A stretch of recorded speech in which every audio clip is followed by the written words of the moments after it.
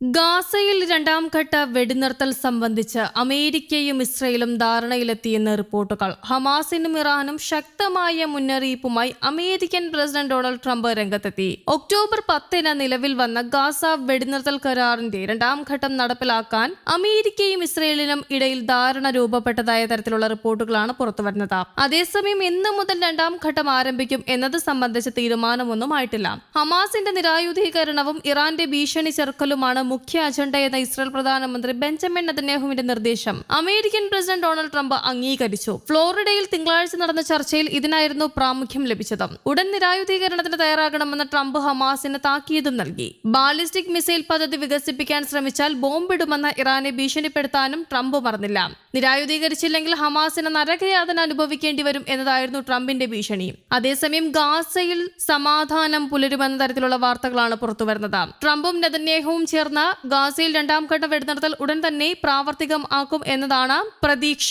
ഗാസയിലെ ഇടക്കാല സർക്കാർ, അന്താരാഷ്ട്ര സേനാ വിന്യാസം, ഇസ്രായേൽ സേനയുടെ പിന്മാറ്റം, ഗാസയിലേക്ക് കൂടുതൽ സഹായം ലഭ്യമാക്കൽ എന്നീ കാര്യങ്ങളിൽ തികഞ്ഞ അവ്യക്തത ബാക്കി നിർത്തിക്കൊണ്ടാണ് ട്രംപ് നെതന്യാഹു കൂടിക്കാഴ്ച ഫ്ലോറിഡയിൽ സമാപിച്ചത് എന്നതും ശ്രദ്ധേയമാണ്. അതേസമയം റഫേൽ ഇസ്രായേൽ നിയന്ത്രണമുള്ള സ്ഥലത്ത് ഗാസ പുനർനിർമ്മാണത്തിന് തുടക്കം കുറിക്കാൻ ഇരു രാജ്യങ്ങളും ധാരണയിലെത്തിയതായും റിപ്പോർട്ടുകളുണ്ട്. ഇസ്രായേൽ സൈന്യം തന്നെയാകും ഇവിടെ പുനർനിർമ്മാണത്തിന് മേൽനോട്ടം വഹിക്കുന്നത്.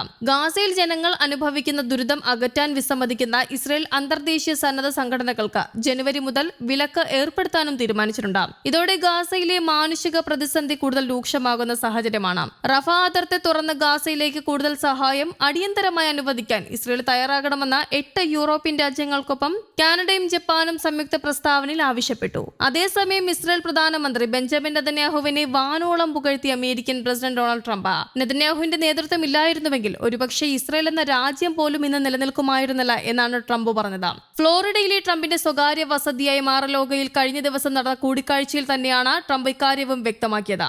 അതേസമയം ഗാസയിൽ യുദ്ധം തുടരുകയും മേഖലയിൽ സംഘർഷിതാവസ്ഥ നിലനിൽക്കുകയും ചെയ്യുന്ന പശ്ചാത്തലത്തിലാണ് ഇരു നേതാക്കളും കൂടിക്കാഴ്ച നടത്തിയത്. ഗാസയിലെ സമാധാന ചർച്ചകൾ, ഇറാൻ ഭീഷണി തുടങ്ങി നിർണായക വിഷയങ്ങളാണ് കൂടിക്കാഴ്ചയിൽ ചർച്ചയായത്. നെതന്യാഹുവിനെ ഒരു യുദ്ധകാല നായകൻ എന്നാണ് ട്രംപ് വിശേഷിപ്പിച്ചത്. നെതന്യാഹു ചിലപ്പോൾ കടുത്ത തീരുമാനങ്ങൾ എടുക്കുന്ന വ്യക്തിയാണെങ്കിലും ഇസ്രായേലിന് ഇപ്പോൾ വേണ്ടത് അത്തരമൊരു കരുത്തനായ നേതാവിനെയാണെന്നും ട്രംപ് പറഞ്ഞു. നിലവിൽ അഴിമതി കേസുകളിൽ വിചാരണ നേരിടുന്ന നെതന്യാഹുവിന് ഇസ്രായേൽ പ്രസിഡന്റ് ഐസക് ഹെർസോഗ് ഉടൻ മാപ്പ് നൽകുമെന്ന പ്രതീക്ഷയും ട്രംപ് പങ്കുവച്ചു. തന്റെ പ്രസംഗത്തിനിടെ ഇറാനും ട്രംപ് ശക്തമായ മുന്നറിയിപ്പ് നൽകി. ആണവമോഹങ്ങളുമായി മുന്നോട്ടു പോകാനുള്ള ഇറാന്റെ ഏതൊരു ശ്രമവും അമേരിക്ക വെച്ചു പൊറപ്പിക്കില്ല എന്നാണ് അദ്ദേഹം വ്യക്തമാക്കിയത്.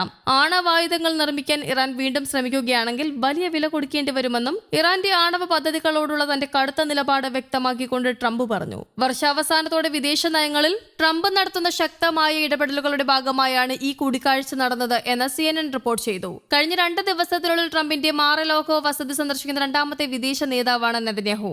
ചർച്ചയ്ക്ക് മുന്നോടിയായി നെതന്യാഹുവുമായി 5 പ്രധാന വിഷയങ്ങൾ സംസാരിക്കാൻ പദ്ധതിയുണ്ടെന്ന് ട്രംപ് മാധ്യമപ്രവർത്തകരോട് പറഞ്ഞു. കൂടിക്കാഴ്ച ആരംഭിച്ച് ഏതാനും മിനിറ്റുകൾക്കുള്ളിൽ തന്നെ അതിൽ 3 കാര്യങ്ങളിൽ പുരോഗതി ഉണ്ടായതായും അദ്ദേഹം സൂചിപ്പിച്ചു.